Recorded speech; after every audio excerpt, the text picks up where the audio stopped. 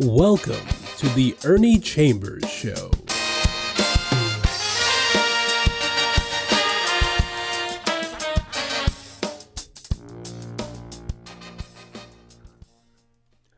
Friends, enemies, neutrals, and I threw in the word fools because we have some of those, and I want everybody to know that they're welcome to sit in on this little presentation. We cannot judge people at one instant in time and consider that to be entirely what the person is. Wise people do foolish things. Foolish people often say wise things. So the best course to follow when we're dealing with human beings is to allow a period of time to elapse which is sufficiently long to give us an index into what that person may really be. Maybe somebody had, like Scrooge had said, an undigested bit of mustard that caused somebody to have a nightmare. It could have caused somebody to have an upset stomach, which upset everything else. So that is out of the way, and I can begin to talk about what is happening in the Middle East. It's extremely troubling to me because I see parallels to every instance in history when one group which had virtual total domination over another group, all types of injustices and even cruelties come into play. There seems to be, unless we're very careful, an underlying streak of that prehistoric, pre-civilized barbarity that causes us to feel sometimes a sense of pleasure in inflicting pain on others who have not harmed us, others who are unforgiving in what they do, but they haven't done anything to us. So we have to allow enough time for the thing to unfold. More than enough time has unfolded to allow the so-called Jewish state, and that's the way those in Israel often describe their state, enough time to show that they are humane, that they believe in justice. They will do unto others as they would be done by, and under all circumstances would never engage in the kind of conduct which created a very dark, ominous period in Jewish history known as the Holocaust. Some people learn from bad things that happen, how hurtful they are, and will avoid doing those things. Others incorporate all of the worst aspects of that situation and become practitioners of the very kind of thing that was done to them. And that's what Israel, which I refer to often as Nazi Israel, is doing to the Palestinians. These people who call themselves Jews, who call themselves Zionists, are not the original inhabitants of Palestine. They came from Europe. There were people living in Palestine. They were known as the Palestinians. They were displaced by the people who call themselves Jews or Zionists, who were fleeing Europe to get away from what they call anti-Semitism. Then, instead of being examples of how virtue can spring up in a person who himself or herself has been abused, they duplicate and sometimes outdo the horrors that were inflicted on them by the Nazis. Right now, there are demonstrations on campuses all over this country, even out east where they have the elite universities, those whose names might be familiar to you, Columbia, Brown. Even down in Texas, they have this kind of student demonstration activity going on. In the eastern areas, the students are erecting tent, you can say villages, where they will occupy space and make their protest. They allow their bodies to become a magnification or amplification of what is in their mind. They are willing to be arrested, not eager to be arrested, not desiring to be arrested, but willing to face arrest. The brutality that often is inflicted by American so-called law enforcement persons, some of whom have a streak of sadism, which manifests itself whenever they are dealing with helpless, weak, or disadvantaged people. So they are now sending these kinds of people, not everyone in a police uniform fits the description I've given, but enough of them do to cause people to make a generalization about all people who are attired in such a manner. Clubs have been used on these students, tear gas, tasers. They have been wrestled to the ground, some thrown to the ground in what is supposed to be a civilized country. And the irony is that they call themselves enforcing the law against those they consider lawbreakers. Lawbreakers because they have become, based on what the university magnates say, trespassers, destroyers of property. So they call in the goon squad. I have an article that appeared March 30th. Every article that I read from will be found in the Omaha World Herald. The headline, "Campuses Take Action to Put End to Protests." So that virus, which originated in Israel, has led to an infectious disease on the shores of what some people call the greatest country on the face of the earth, but I dissent from that opinion. Campuses take action to put in to protests. New York. Colleges around the U.S.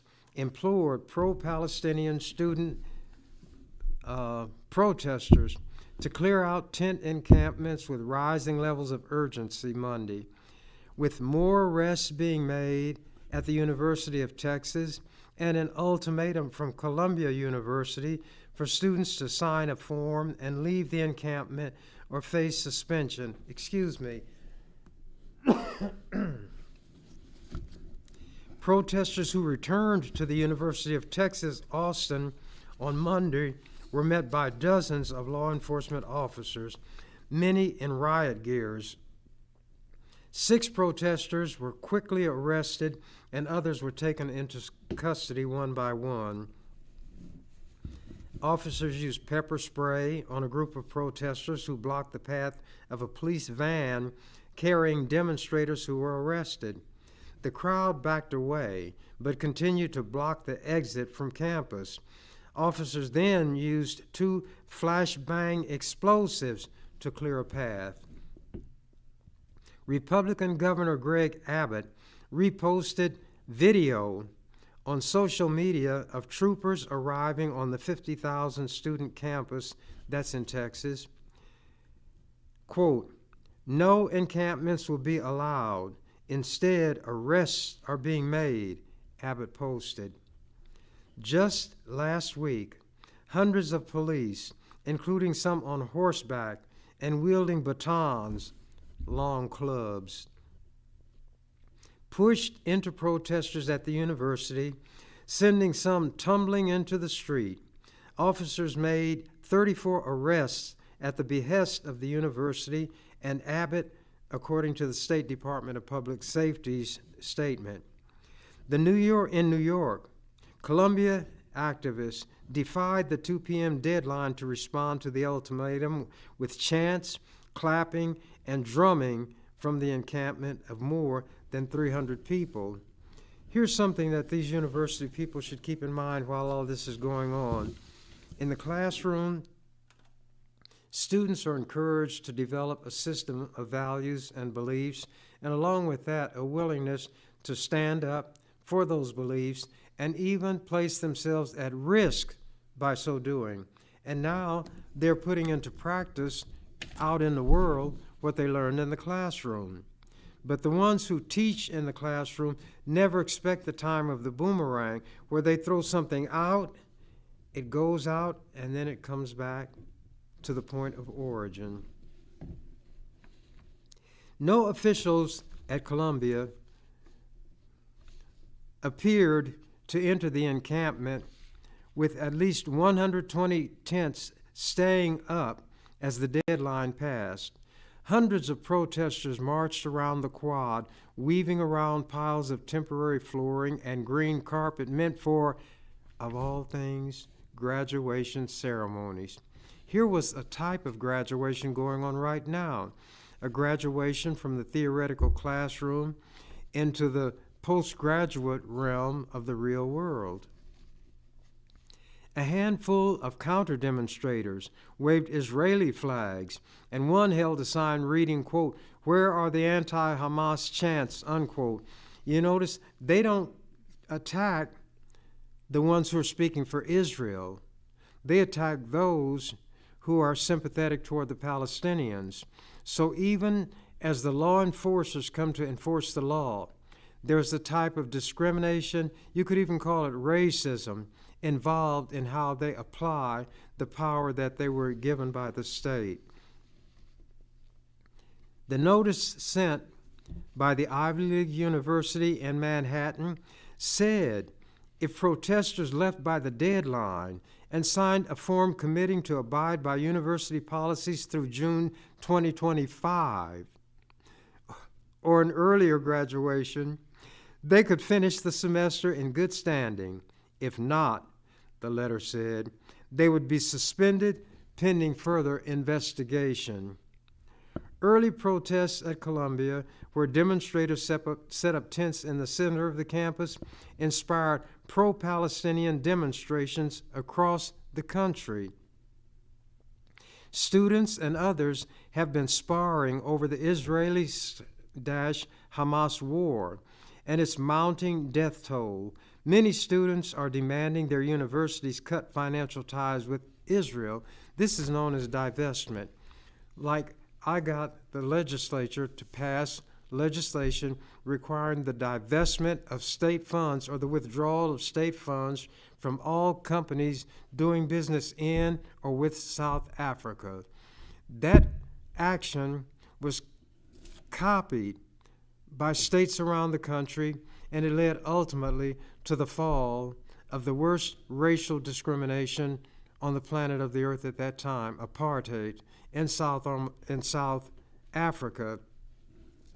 These students are viewing what Israel is doing in much the same way that people viewed South Africa's abuse of black people, whose country it was. These Boers, or white people, came from Holland and other parts of Europe and dominated that area because they brought kill power with them. It's interesting that in all the countries where white Europeans came and attacked and used violence, they referred to the inhabitants as savages, yet they had not developed any kill instruments like the white Christians brought. They had lived in peace among and between themselves, but that would be another dissertation on another time, at another time. The number of arrests at campuses nationwide is approaching 1,000. The protests even spread to Europe, with French police removing dozens of students from the Sorbonne University after anti-war protesters occupied the main courtyard.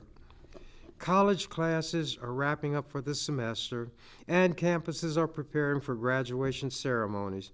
This is giving schools an extra incentive to clear the encampments. By all means, no matter what practical lessons are being acted upon and demonstrated, the very important ceremony of graduation must take priority and precedence over everything else. Students dug in their heels at some high-profile universities, with standoffs also continuing at Harvard, the University of Pennsylvania, Yale, and others. Protesters at Yale set up a new camp with dozens of tents Sunday, almost a week after police arrested nearly 50 and cleared a similar camp nearby. They were notified by the Yale officials that they could face discipline, including suspension and possible arrest if they continued. Yale said in a statement Monday it does not tolerate policy violations such as the encampment. School officials said the protest is near residential colleges where many students are studying for final exams, and that permission must be granted for groups to hold events and put up structures on campus. Fair enough. To be forewarned is to be forearmed. But there come times when people feel that a more important issue is at stake than following the rules laid down by a university. Quote, from the Yale officials, "We urge you to remove the encampment so that we do not deprive your fellow students, their families, and friends of this momentous occasion." The word momentous is not usually applied to a graduation. The demonstrations have led Columbia to hold remote classes. The school said in an email to students that bringing back police, quote, "at this time," unquote, would be counterproductive. The university said it will offer an alternative venue for the protests after exams and graduation. Columbia's handling of the protests has prompted federal complaints. A class action lawsuit on behalf of Jewish students alleges a breach of contract by Columbia, claiming the university failed to maintain a safe learning environment despite. It also challenges the move away from in-person classes and seeks quick court action requiring Columbia to provide security for the students. Meanwhile, a legal group representing pro-Palestinian students urged the U.S. Department of Education Civil Rights Office to investigate Columbia compliance with the Civil Rights Act of 1964 for how they have been treated. A university spokesperson declined comment on the complaints. The plight of students who have been arrested has become a central part of protests, with the students and a growing number of faculty demanding amnesty for protesters. At issue is whether the suspensions and legal records will follow students through their adult lives. A lot of times, things are not well thought out, and policies are put in place in an environment where they really need not be there, but they're anticipatory, expecting or projecting that there may be a use for such procedures and processes. They would put them in place so that anybody who was affected by them would have had prior notice. A law should always give a person who is going to be subject to it a clear understanding of what is allowed and what is prohibited. If the law is unclear and a person, say, is arrested and charged with a crime, there have been times when the charge was thrown out and the law deemed unconstitutional because it did not clearly state the conduct that was being prohibited and which would cause the punishments. While I was in the legislature, I had to rewrite many pieces of legislation based on this very principle, that the state has all of this power, but before it can use it in a punitive manner, It has to inform the citizen of what conduct will result in the application of state force. So although I was known for what they called filibustering, I called it extended discussion and debate.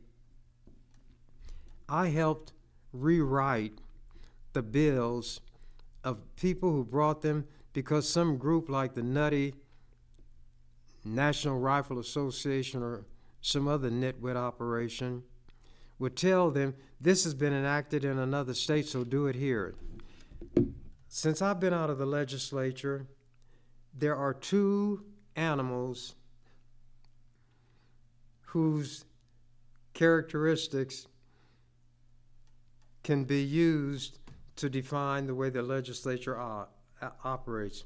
Cat and monkey. Copycat, monkey see, monkey do. They come into the legislature not knowing anything. Some organization or a lobbyist will stroke their ego by saying, I want you to bring this bill. And the person, without understanding it, many times without having read it, will offer it. And when I was there, they would get a lesson and their hat brought to them.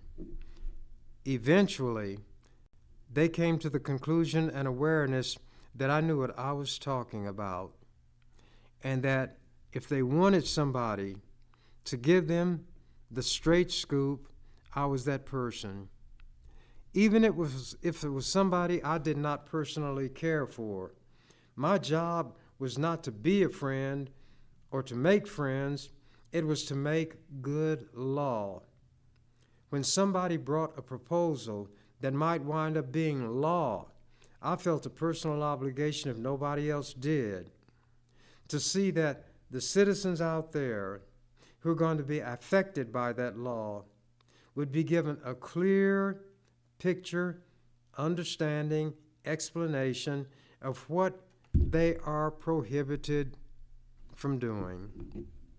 So they copycat bad legislation. They monkey see, monkey do. If such and such a state did it, then Nebraska should too. My job was hard. I earned that $12,000 a year. Actually more than that, but I knew what the job paid when I took it. But when I took it, the pay was $4,800 a year.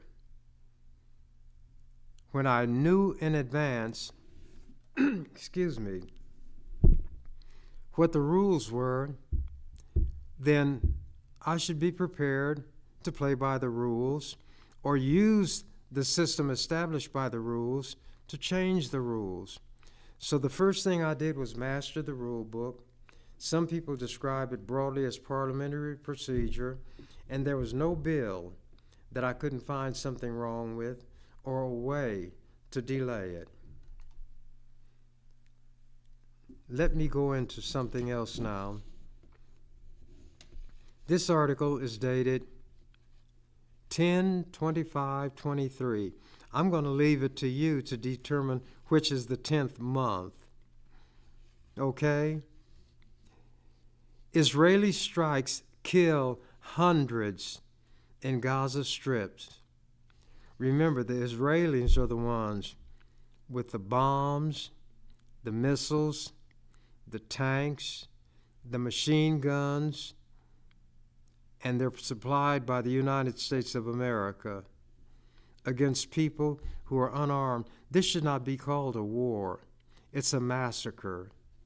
But when the ones who do the defining come to define something that means something to them, they give it a sweet-smelling, sweet-sounding name, or one that is acceptable. So a war suggests the idea of two combatants, each one in a position to fight against the other. But when you have planes, tanks, bombs, missiles, machine guns, and I have sticks and stones and bricks, that's not a war. That is a massacre. And if the same thing were being done to the Israelis, that's what it would be called, if the ones doing it were the Palestinians, who occupied the land now called Israel, and where they are held prisoners and kept in a subhuman status by their conquerors with the help of the United States and the UK. Rafah, Gaza Strip.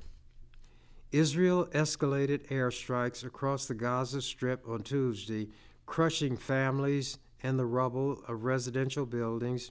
As health officials said, hundreds of Palestinians were killed and medical facilities were shut down because of bomb damage and a lack of power. These Jews bombing hospitals. Then they don't want you to use the term Jews when you describe them.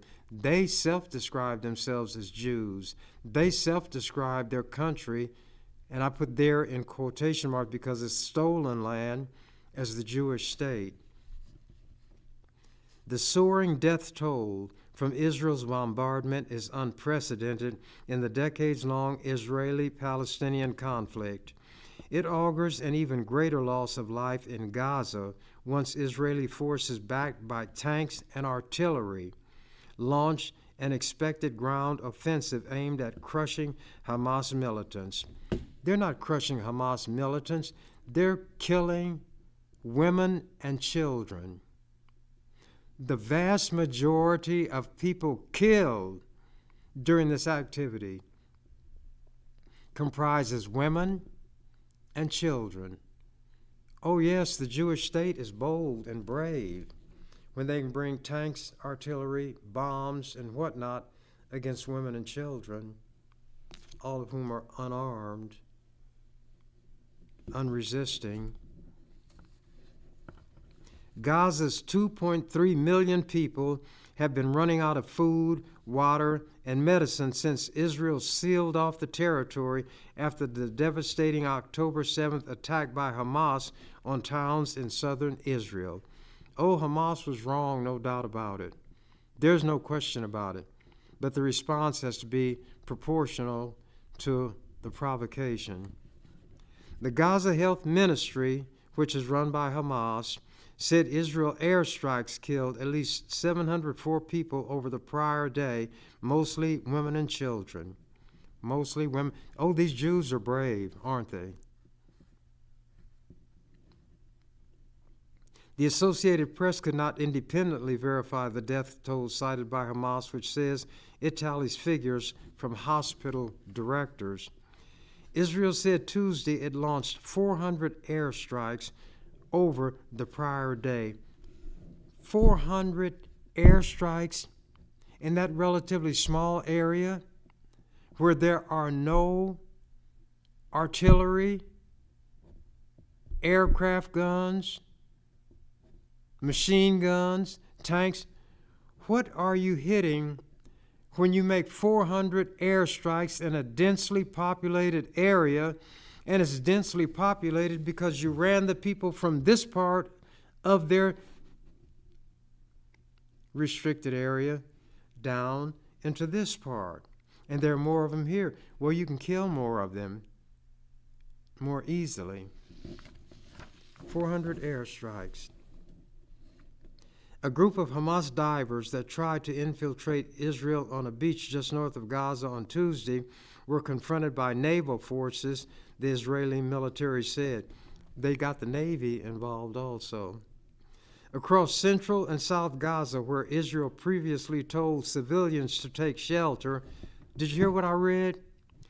Where Israel told civilians to take shelter, there were scenes of rescuers pulling the dead and wounded out of large piles of rubble from collapsed buildings.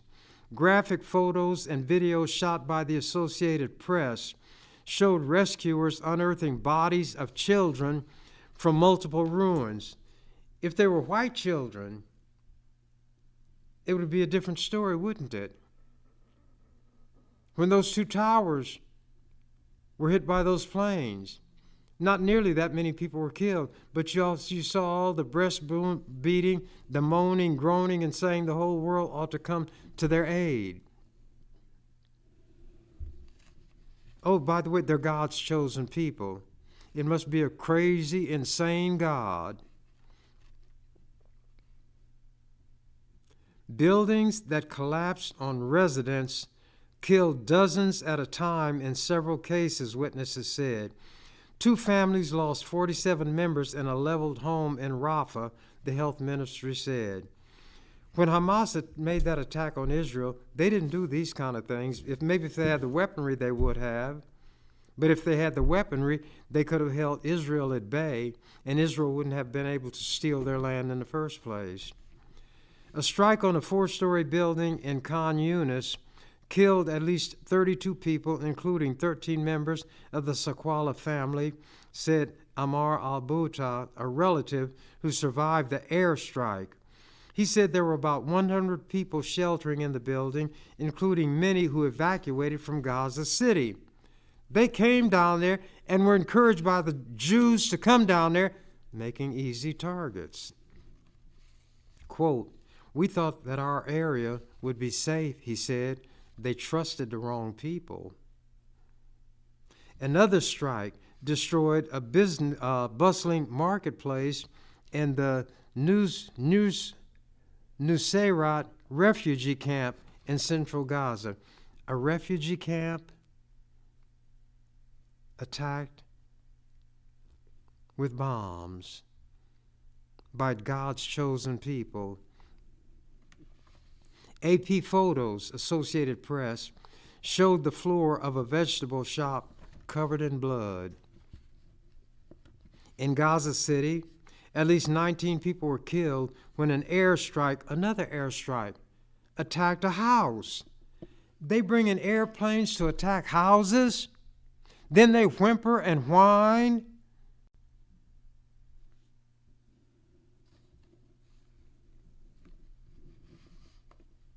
It struck the house of the Balul family, according to survivors who said dozens more people remain buried.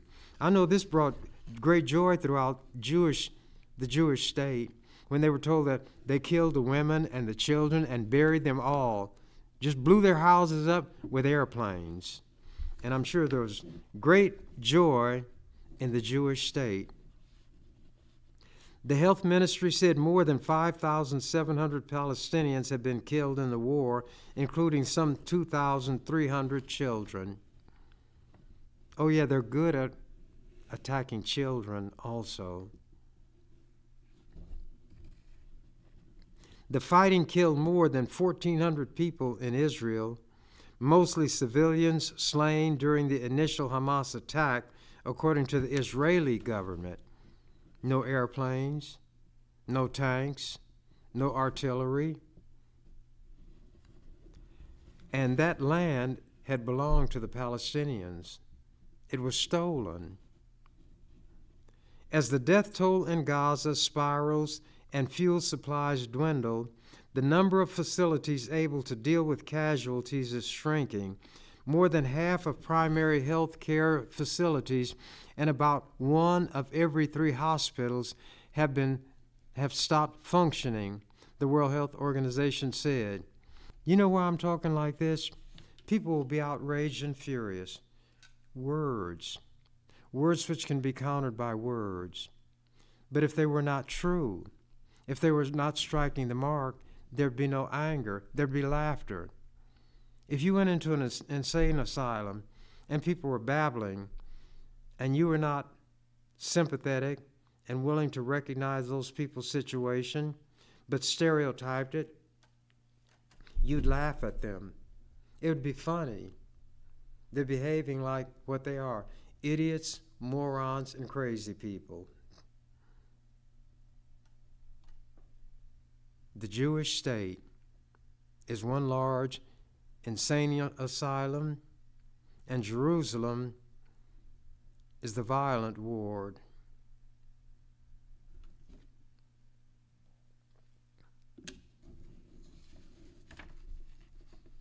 Overwhelmed hospital staff struggled to triage cases as constant waves of wounded were brought in.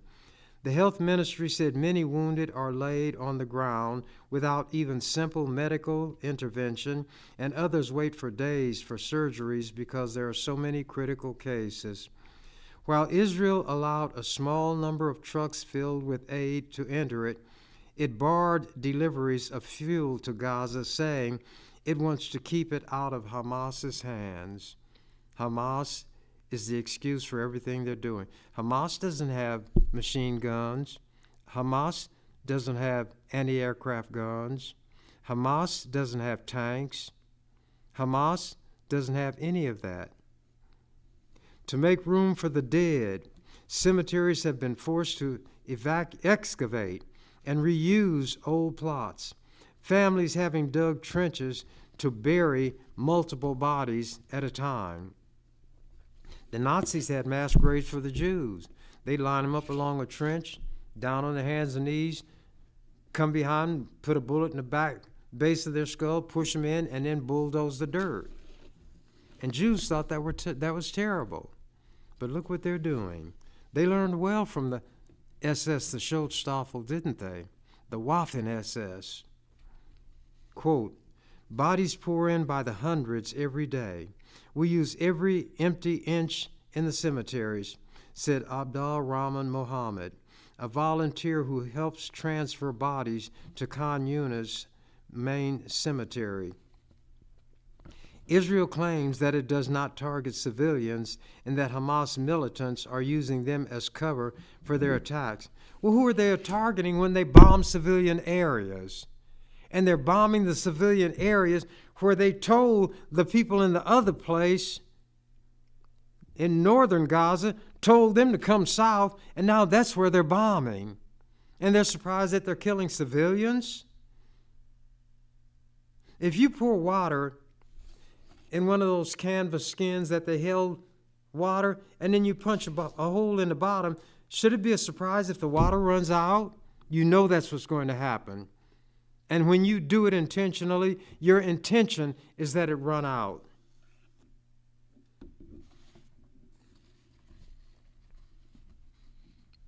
Does it seem like I'm raving like a madman? I'm mad, not in the sense of insane, but angry or outraged, disgusted, incensed. Even war has developed what is called laws of war. There are certain things which, even in wartime, and the purpose of a war is to kill, certain types of killing cannot occur without violating the laws of war. Doesn't it seem like that's a contradiction in terms, laws of war? But the Jews joined in when the Nazis were put on trial at Nuremberg. They were at war, but they violated the wars. You can use anti-aircraft guns to shoot down airplanes. That doesn't violate the law of war. You can fly with airplanes and bomb troops. That doesn't violate the law of war. But if you turn those things against people who are called non-combatants, who are not in the business of taking your life, then you have committed what is called a war crime. And that seems like a contradiction of terms, in terms. How can there be crimes in war where the ultimate aim is to destroy and kill as many people as you can, as was done when the United States dropped atomic bombs on Hiroshima and Nagasaki?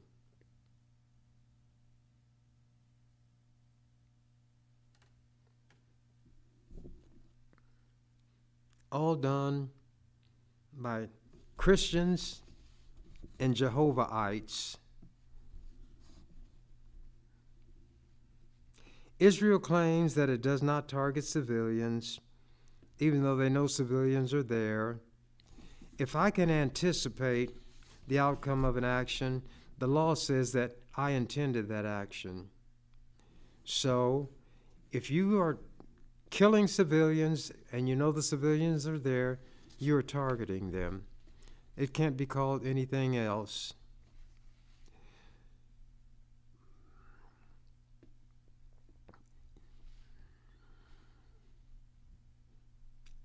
It says Hamas militants are using them as cover for their attacks. Well, Hamas is not attacking in Israel. It's not a war. Hamas doesn't have any weapons that it can fight Israel with.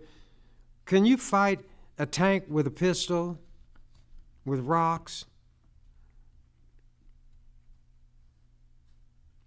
Israel has vowed to destroy Hamas.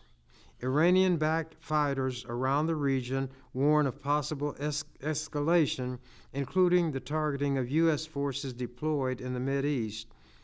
If a ground offensive is launched, that is what will happen.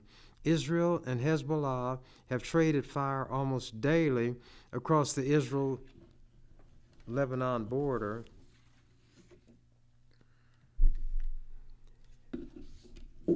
I can't go through everything that I intended to, but I have something. If I read rapidly, I might be able to finish it before my time is up.